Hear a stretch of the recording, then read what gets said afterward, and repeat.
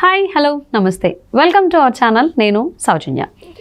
ఎవరైనా కానీ real estate పరంగా పెట్టుబడులు పెట్టాలి అని అంటే అందరి చూపు కూడా హైదరాబాద్ వైపే ఉంది. సో అండ్ గత కొద్ది నెలలుగా చూసుకుంటే రిజిస్ట్రేషన్స్ కూడా పెరిగాయని అంటున్నారు. దానికి కారణం ప్రభుత్వం ప్రోత్సాహకరంగా ఉండడమే కారణం అని కూడా అంటున్నారు. మరి అంశానికి సంబంధించి మరిన్ని విషయాలు మనతో పంచుకోవడానికి ఈరోజు మనతో పాటు ఉన్నారు realtor oxygen founder and CEO Nandi Rameshwar Rao గారు ఉన్నారు. వారితో మాట్లాడదాం. నమస్తే అండి. నమస్తే. అంటే పెట్టుబడిదారులు ఎవరైతే ఉన్నారో వాళ్ళందరూ కూడా రియల్ ఎస్టేట్ పరంగా చూసుకున్నట్లయితే హైదరాబాద్ వైపే చూస్తున్నారు అంటున్నారు. సో ధరలు కూడా పైకి వెళ్తున్నాయని అంటున్నారు. అండ్ రిజిస్ట్రేషన్స్ కొద్ది కాలంగా చూసుకున్నట్లయితే చాలా పెరిగాయి. దానికి ప్రభుత్వం ప్రోత్సాహకరంగా ఉండడం ఒక కారణం అంటున్నారు. దీని గురించి మీరేమంటారు? Definitely correct Soujanya. ఎందుకంటే irrespective of government real estate has been on the fast track.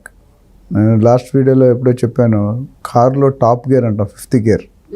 Speed వెళ్ళాలంటే ఏ గేర్లో ఉండాలి? 5th గేర్లో ఉండాలి. సో మనం ఆ గేర్లో ఉన్నాం. వీలైతే ఇంకా 6వ గేర్ 7వ గేర్ కనిపెడితే అందులో కూడా వెళ్ళిపోతాం. రియల్ ఎస్టేట్ మంచి దూకుడు గత 10 సంవత్సరాలుగా దూకుడు కొనసాగిస్తున్నది. ఆ విషయంలో కేసీఆర్ గారిని అప్రిషియేట్ చేయాలి. అందుకనే సిటీలో బాగా ఓట్లు పడ్డాయి ఆయనకి. అయితే ఇప్పుడు వచ్చిన రేవంత్ రెడ్డి సర్కార్ మాత్రం ఇంకా దాన్ని డబుల్ స్పీడ్ వెళ్ళాలి. డబుల్ ఇంజిన్ సర్కార్ ఏదైనా మోడీ గారు అంటారు. అట్లా డబుల్ స్పీడ్ వెళ్ళాలి, రికార్డ్ బ్రేక్ చేయాలనే ఉత్సాహం కనిపిస్తుంది. ఎందుకంటే ఆయన రియల్ ఎస్టేట్ నుంచే వచ్చారు కాబట్టి. బికాజ్ ఆయనకి రియల్ ఎస్టేట్ కొత్త కాదు, ఈజ్ అన్ ఎక్స్పీరియన్స్. క్రికెట్ మ్యాచ్లో మీరు మ్యాచ్లు చూస్తే ఇన్ఫార్మ్డ్ బ్యాట్స్మెన్ అంటారు. అంటే ఈజ్ వెల్ టెక్నిక్స్ అని వాడికి తెలుసు. ఈజ్ ప్లేన్, ఎప్పుడు 6 కొట్టాలి, ఎప్పుడు డిఫెన్స్ ఆడాలి, ఎప్పుడు 1 కొట్టాలి. ఇప్పుడు మొన్న SRH అనే మ్యాచ్ చూస్తే సన్ రైజర్స్ హైదరాబాద్ మ్యాచ్, అసలు మన వాళ్ళు ఓపెనర్ దిగితే మిగతా టీంలోనే అలర్జీ.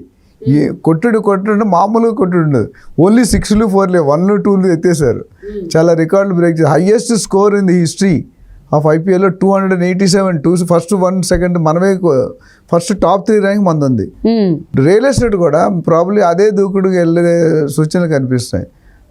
ఎందుకంటే రేవంత్ రెడ్డి గారు సీఎం అయిన మరుక్షణం మీకు స్టేట్మెంట్ వస్తూనే ఉన్నాయి. ఎవ్రీ వీక్ ఒక కొత్త స్టేట్మెంట్ ఇస్తాడు. మీరు చూడండి, గత 4 నెలలు 5 నెలలుగా చూసుకుంటే ఫస్ట్ ఏమన్నారు, ఫార్మాసిటీ మీద పడ్డారు. ఫార్మాసిటీ రద్దు, తర్వాత షిఫ్టింగ్, తర్వాత ఫార్మా క్లస్టరు, తర్వాత ఫార్మా విలేజెస్. అంటే ఎవ్రీ వీక్ రియల్ ఎస్టేట్ ఒక అలర్జెడ్ క్రియేట్ అవుతుంది. అంటే రేపు ఏమొస్తుందో, నెక్స్ట్ సంచలన వార్త ఏమొస్తుందో. అలాగే మెట్రో పాయింట్స్ మార్చారు, RRR పాయింట్స్ మార్చారు. సెంట్రల్ గవర్నమెంట్కి వెళ్ళి 10,000 కోట్ల అంటే అలాట్ చేయించుకున్నారు. నేషనల్ హైవే స్టేటస్, ఇవన్నీ కూడా రియల్ ఎస్టేట్ సంబంధమే. అట్లానే మీరు చూసుకుంటే HMD పరిధిని పెంచుతామంటున్నారు. నిన్న మొన్న కాక రిజిస్ట్రేషన్లు, భూమి స్థలాల రేట్లు పెంచుతూ ఉన్నారు. అంటే ఆయన వచ్చిన దగ్గర 10-15 డేస్, 1 వీక్ to 10 డేస్ ఒక స్టేట్మెంట్ వస్తూనే ఉంది. అండ్ ప్లానింగ్ కూడా ఇంప్లిమెంటేషన్ కనిపిస్తుంది. It is too early to tell. గత 4 నెలలు 5 నెలల్లో చాలా వేగవంతం అయిందని చెప్పొచ్చు రియల్ ఎస్టేట్. ఎందుకంటే లాస్ట్ టైం ఉన్న గవర్నమెంట్లో కొన్ని సెగ్మెంట్స్, కొన్ని సెక్టర్స్, ఒక పర్టికులర్ జోన్ మీద ఫోకస్ చేశారు. రేవంత్ రెడ్డి గారు ఇప్పుడు ఏమంటారు, తెలంగాణ 250 మెగా ప్లాన్ చేయమన్నారు. అంతకుముందు హైదరాబాద్ HMD 2031 మెగా ప్లాన్ చేశారు.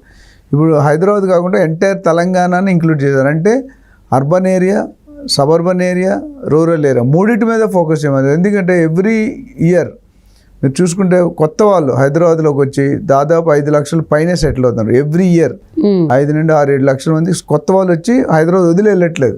ఇప్పుడు ఒకప్పుడు అమెరికాలో ఉండేది, అమెరికా వెళ్తే మళ్ళీ ఇటు వచ్చి, ఇప్పుడు లేటెస్ట్ జాబుల్లో చాలా ప్రాబ్లమ్స్. వీసా లేదు, వ్యాలిడిటీ లేదు, 60 డేస్ కంటే జాబ్ లేకుండా ఉండకూడదు. సో అట్లా ఇప్పుడు హైదరాబాద్లో ఏంటంటే అందరికీ నచ్చే ప్లేస్ ఇండియాలోనే. ప్రపంచం మొత్తం, ప్రపంచం కూడా హైదరాబాద్ని రియల్ ఎస్టేట్ డెస్టినీగా చూస్తుంది. సో దానివల్ల రేట్లు అనేది ఇంతవరకు పెరగలేదు. గత 7-8 నెలలు ఎలక్షన్ కోడ్ మేబీ ఆగస్ట్ సెప్టెంబర్లో డిక్లేర్ చేసిన తర్వాత రేట్లు అనేది స్తంభించాయి. కానీ బిజినెస్ అయితే ఆగలేదు. చాలామంది ఏమంటారంటే ఎలక్షన్ కోడ్ బిజినెస్ తగ్గిపోయిందని. Absolutely wrong. మీరు కనుక రిజిస్ట్రేషన్ ఆఫీస్లో చూసుకుంటే తెలంగాణ రిజిస్ట్రేషన్ 5-6 వేలు రిజిస్ట్రేషన్ ఎవ్రీ మంత్ జరుగుతుంది, ఇంక్లూడింగ్ డిసెంబర్, జనవరి, ఫిబ్రవరి నేను చెప్తున్నా. అంటే ఆల్మోస్ట్ 15-20% హైయే ఉంది, కానీ తక్కువ అయితే లేదు. మీకు అర్థమవుతుందా? సో రిజిస్ట్రేషన్ పెరిగినప్పుడు గవర్నమెంట్ రెవెన్యూ పెరుగుతుంది. ఎవరైనా నాలెడ్జ్ ఉన్నవాళ్ళు, ఎక్స్పీరియన్స్ ఉన్నవాళ్ళు రియల్ ఎస్టేట్ని కెలకరు. రియల్ ఎస్టేట్ని డిస్టర్బ్ చేస్తే మన గొయ్యిలో మనం పడినట్టే. మనం తీసుకున్న గొయ్యిలో మనం గొయ్యి వేరే ఒకటి తీస్తాం, మనమే పడతాం. ఎందుకంటే రియల్ ఎస్టేట్ అంత పట్టని ఇప్పుడు అగ్రికల్చర్, ఫార్మా రంగం, సాఫ్ట్వేర్ రంగం ఇవన్నీ చూసుకుంటే కొద్దిగా ఒడిదొడికలు ఎక్కువ అవుతున్నాయి. కరోనా అప్పుడు ఫార్మా బాగా పెరిగిపోయింది. ఒక పేషెంట్ లోనికి వెళ్తే 10 లక్షలు 15 లక్షలు కార్పొరేట్ హాస్పిటల్ ఛార్జ్ చేస్తారు. అవును. సో పీపుల్ బ్యాంక్రప్ట్ అయిపోయారు. అంటే ప్రాణం కోసం ఏం చేయాలి, అవసరమైనా లేపైనా రాసేస్తారు. ఇప్పుడు రియల్ ఎస్టేట్లో ఏమైందంటే స్టెబిలిటీ అయింది అండ్ ఒక consistent growth year after year. 5 సంవత్సరాలు ఇప్పుడు ఏపీలో మనం 5 సంవత్సరాలు డబుల్ అవుతుందని చెప్పే స్టేజ్లో లేము. బట్ తెలంగాణలో 5 నుండి 6 సంవత్సరాలు మీరు పెట్టిన పెట్టుబడి ₹1 పెడితే 2 కోట్లు, 10 ఇయర్స్లో 5 కోట్లు అవుతుంది. ఇది గ్యారంటీగా గత 10 సంవత్సరాలుగా జరుగుతుంది. ఇప్పుడు గత 5 నెలల్లో కూడా చాలా వేగవంతమైంది. ఇప్పుడు ఒకసారి ఎలక్షన్ డిక్లేర్ అయిందని ఇంకా స్పీడ్గా అవుతుంది. ఎందుకంటే there are hundreds of new builders going to enter the field apart from the existing. ఇప్పటికే వేలల్లో బిల్డర్స్ ఉన్నారు, లక్షల్లో ఏజెంట్స్ ఉన్నారు. ఇప్పుడు రియల్ ఎస్టేట్ మీద నాకు తెలిసి 30-40% of the Telangana state is surviving on real estate. The future of real estate అని నేను ఒక టాపిక్ మాట్లాడాను. అందులో by 2030 $1 trillion, by 2040 $10 trillion business, 75 million jobs are going to emerge in real estate overall. Real estate అంటే ప్లాట్లు ఒకటే కదండి, చాలా 10-15 రంగాలు. ఇప్పుడు డాక్టర్ ఫీల్డ్లో, మెడికల్ ఫీల్డ్లో ఎట్లా ఉన్నాయి, మీడియాలో ఎట్లా ఉంది, అలా డిఫరెంట్ రంగాలు ఉన్నాయి. సో అవన్నీ కలిపితే 75 million jobs అని చెప్తున్నారు.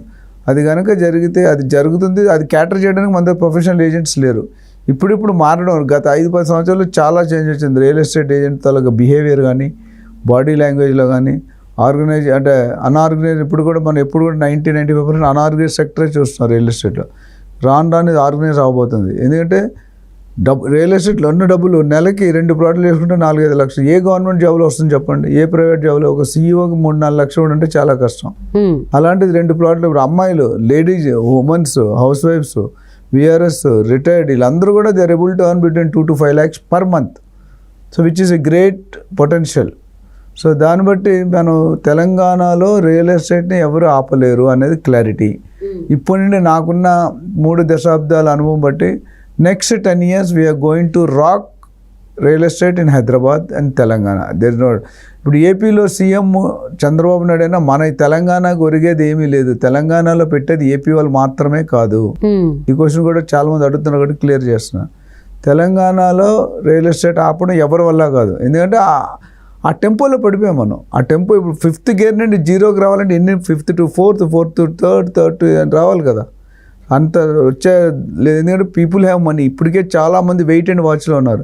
యాక్చువల్లీ కొనుక్కునే వాళ్ళు ఇన్వెస్టర్స్ ఇప్పుడు కొనుక్కుంటే బెటర్, బెస్ట్ టైం. ఎందుకంటే తర్వాత ఎలక్షన్ తర్వాత 1-2 months రేట్లు పెరిగిపోతే 10-15% ఎక్కువ కొంటారు.